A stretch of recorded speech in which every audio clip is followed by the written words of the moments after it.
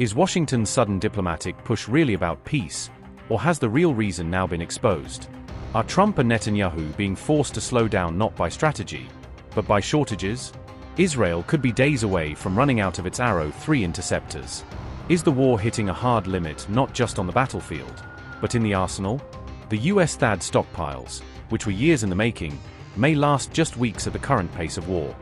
With more than 11,000 precision munitions reportedly fired in just 16 days of fighting, costing an eye-watering $26 billion. The question now swirls over how sustainable this explosive pace may really be.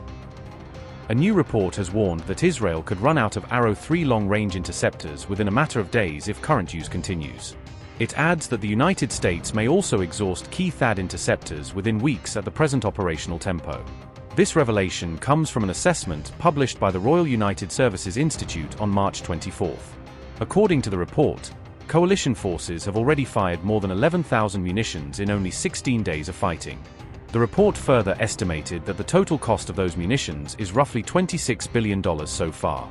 Early wargaming cited by the Institute showed that Israel expended over half of its Arrow interceptor stockpile in the first 96 hours of the conflict.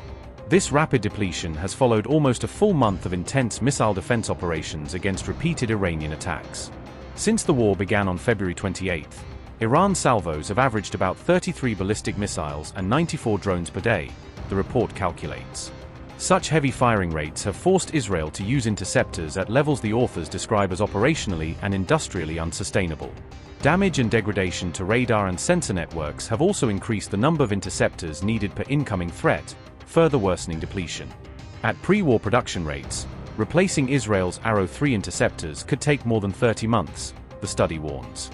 Complex global supply chains and reliance on rare materials are slowing interceptor manufacturing timelines for both Israel and the US.